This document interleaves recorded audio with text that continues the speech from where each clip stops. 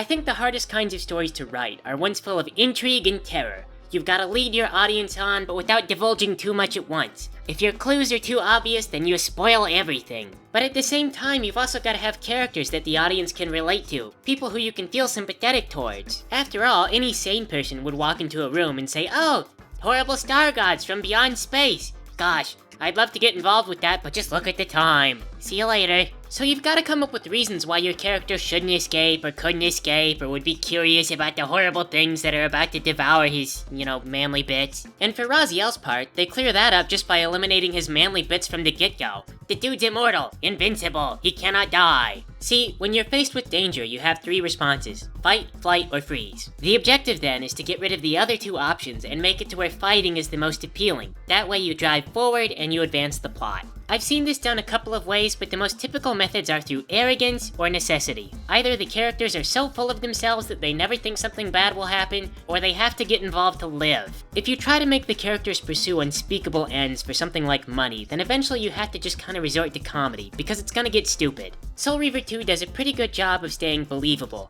Well, at least as well as a blue naked vampire can be believable. But unfortunately, the game does sometimes fall into the trap where Raziel seems willfully ignorant. Sometimes stuff seems to be staring him just a bit in the face and he kind of overlooks it on purpose. Personally, I think this most likely evolves as a result of having to slim down the game and cut some material. A bit of dialogue is lost, a bit of context is trimmed, you still wind up with the same end result, but just with a few sticking points. Oh well, making a group project is hard and this kind of stuff happens all the time. So anyway, let's get back to our game.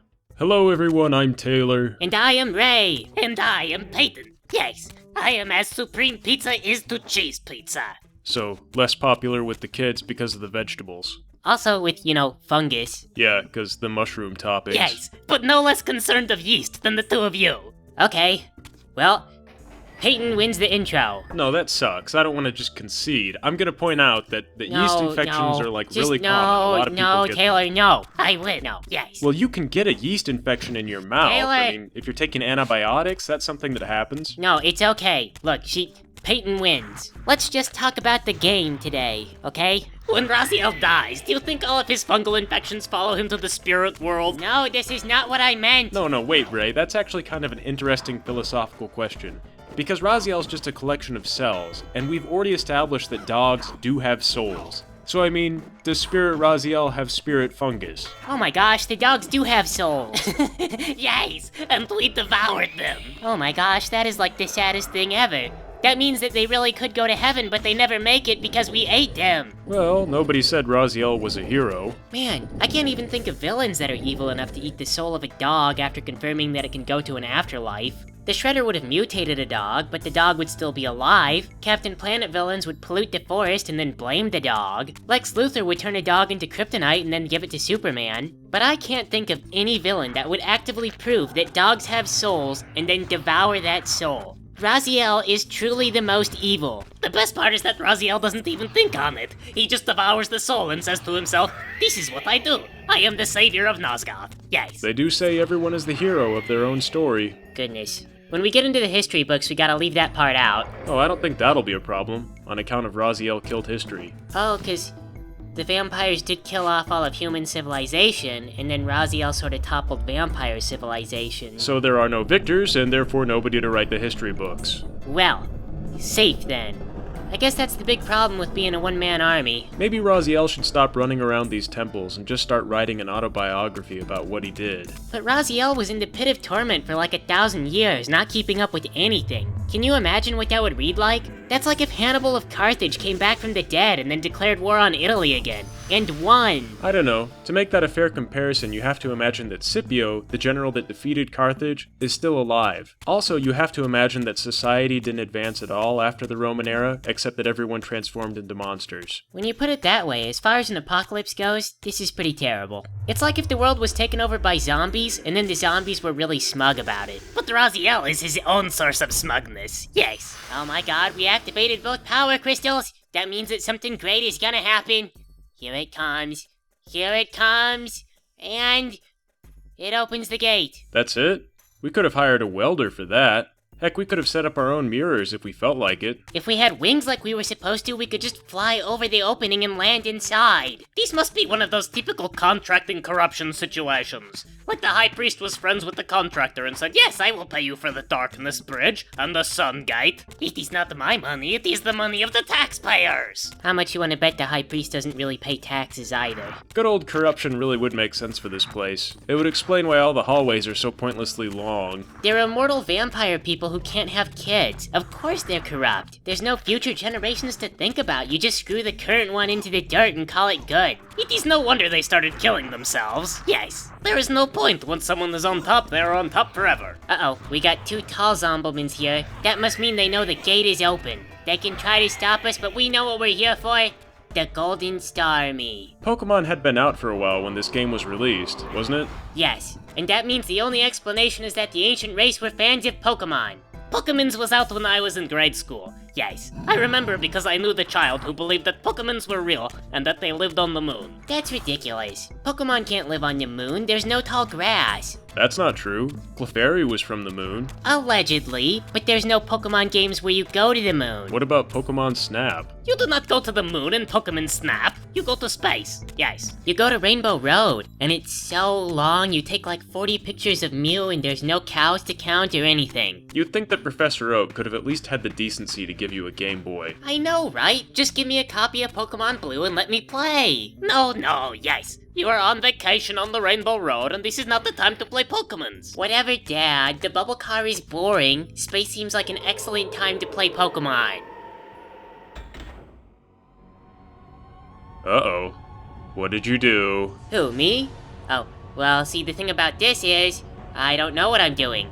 See, I'm the chosen one, so I kinda just do things and assume that the world will work itself out around me. Well, Chosen One, it looks like the world is working itself out around you. You fools! You have activated the weapon! It's not yet programmed to recognize friend from foe! Whoops, and there goes the magical garage door openers. The sound effect on that was a little bit weak.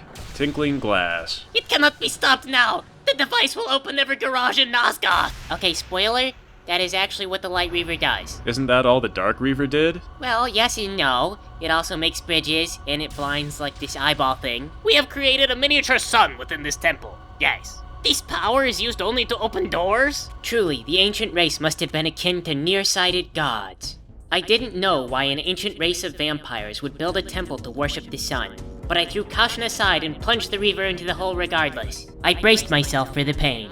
Just as before, I was yanked from my feet into the air, my arm pulled out of the socket. I was engulfed in a light that would have killed nearby vampires. And then it stopped. I fell to the ground, and the Reaver was now yellow. With this new power, I could safely play in traffic and also gain access to the Sarafan stronghold.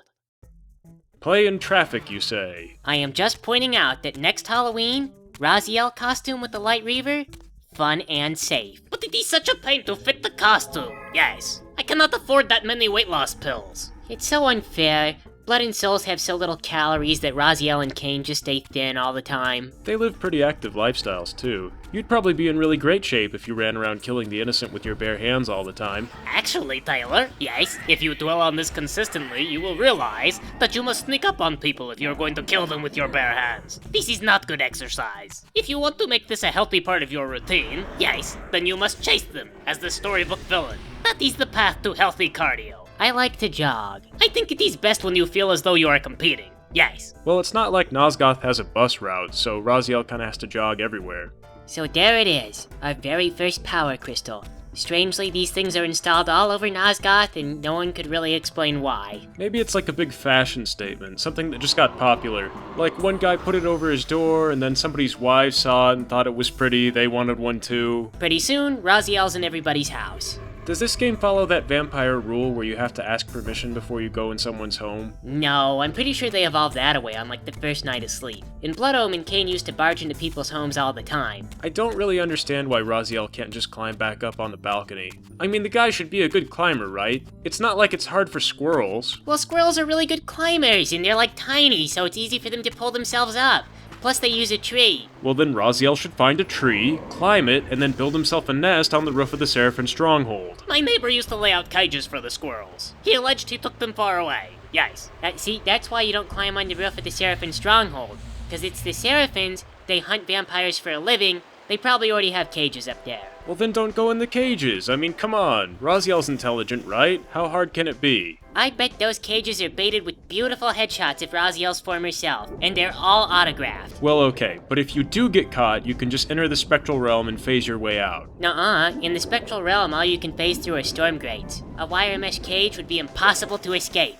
So it appears someone came out here, yes, looked at this gate, and said, "Why is this open?" Well, whoever's in charge of this thing, I got bad news. We are opening this gate again, and it better stay open this time. There is some poor bastard somewhere who thought that he had a cushy job watching this gate, and you are making his life a living hell. Well, Taylor, I am the Chosen One, and that is what the Chosen One does to everyone who is not the Chosen One. Next time, if that guy wants to be the Chosen One, then he better get into some kind of, narrative thing where his key to open that gate gets, attached to his spirit. This sounds to be the lamest Chosen One story ever, yes. Well, I don't know, I'm trying to come up with a good story that still gives credence to this guy's job. Maybe his story should have something to do with something besides his job. Maybe, the fate of the world. Ugh, but that's what all the Chosen Ones do. This guy ought to be original. But nobody wants their legacy to be, I was the guy who opened and closed the gate at the appropriate times. That's not like the legacy of Cain, that's like the legacy of Mike Smith. Well, lots of important people had really mundane jobs. You know, Abraham Lincoln was a land surveyor. But then he became the president! Yeah, but Taylor, he was still a good land surveyor. And then Jesus used to be a carpenter, and some people think he might have been a rabbi. But then he became Jesus, Ray! Those things happened later,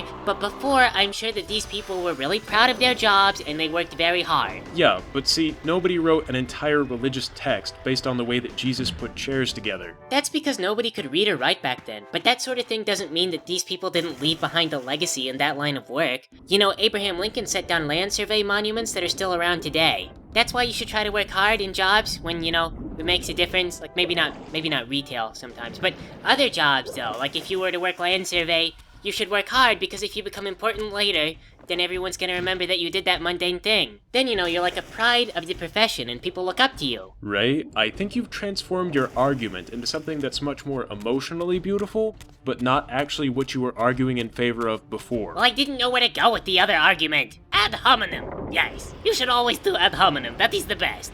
You're starting to look kind of pudgy, Taylor. Ow. Ray, ow. Feelings. They already won the argument. Ow. Sorry. You're forgiven. But it seems like we sure haven't talked about the game very much this episode. Well, what do you want from me? I only have so much joke material about long hallways. They should have put Raziel on a big wheel and let him pedal around until he runs into two creepy twins. Great, now I'm picturing Cain in the lead role in The Shining. Raziel's the little kid. So I'm looking at this room and there's nothing in here except for these guards who were just standing around before we showed up. What do you suppose they were doing? Probably having an awkward conversation about the weather until you showed up. Yes. Probably saying stuff like, oh my god, can you believe we all showed up to work wearing the same thing? It's a uniform. Then why are the girls all wearing bikinis? Because Mobius. Oh. Well, anyway, we're about to close in on Cain, so here's probably a good place to stop for now. We'll catch up to our old boss next time, and then we'll tell him what we think of his dumb pension plan. Thanks for playing with us, everybody.